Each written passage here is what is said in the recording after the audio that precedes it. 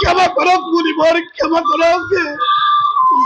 ক্ষমা ক্ষমা নাই, ক্ষমা নাই তোর। বুঝিল ব্রাহ্মণর ব্রহ্ম তত্ত্ব।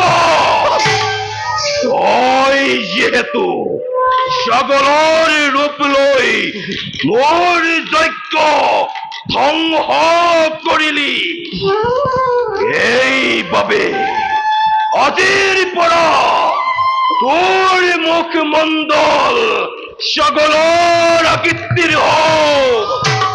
নাই, তোৰ এই ক্ষুদ্ৰ মানৱ শৰীৰ দুৰ্জয় দানৱলৈ হওক পৰিণত। নাই মুনিবর, নাই। আজিৰ পৰা তোৰ নাম তোমাক্ষৰ পৰিৱৰ্তে কুলাচল হওক, কুলাচল হওক, কুলাচল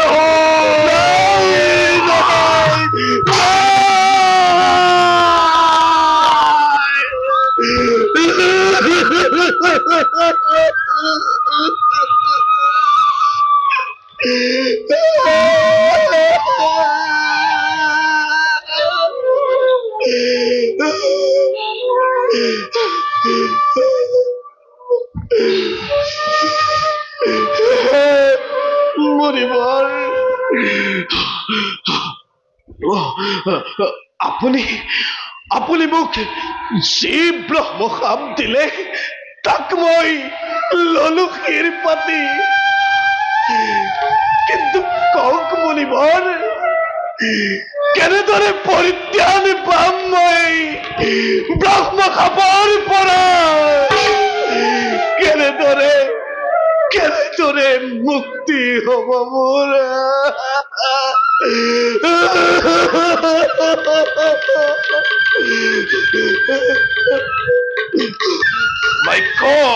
মুনিবৰ, যদিও ক্ৰোধৰ বশৱৰ্তী হৈছিলো মই তোমাক ঘোৰ ব্ৰহ্ম শাপ, তথাপিও শুনা, মুনিবৰ, তোমাৰ এই নতুন কুলাচল ৰূপ চিৰদিন জিলিকি থাকিব ধৰাৰ বক্ষত।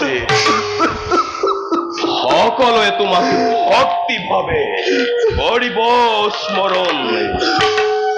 স্বৰ্গ মৰ্ত্য পাতাল এই সকলোবোৰ তোমাৰ ভয়ত হব কম্পমান।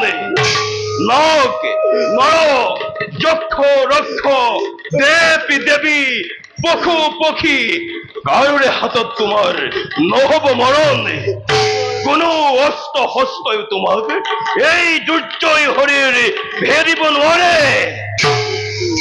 যোৱা যোৱা ধুমাখ্য, আজি খন্তে কুলাচল নামে খ্যাতমান হোৱা এই বিশ্ব ব্ৰহ্মাণ্ডত। কিন্তু এটা কথা মনত ৰাখিবা, যজ্ঞৰ এটিৰ ধূপৰ পথিত তোমাৰ ঘটিব মৰণ।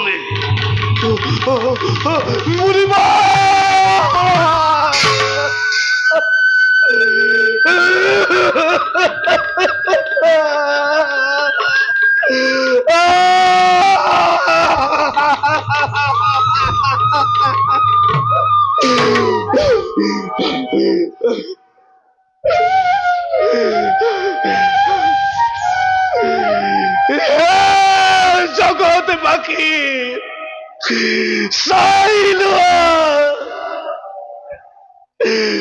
আজি পিতৃৰ আদেশ অমান্যৰ কৰাৰ ফল পালো হাতে হাতে।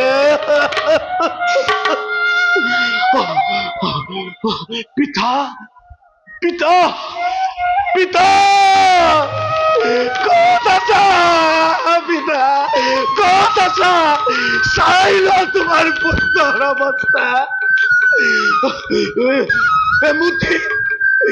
এমুঠি অন্নৰ বাবে আজি মই হলো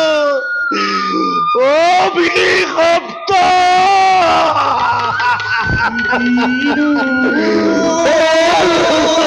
Oh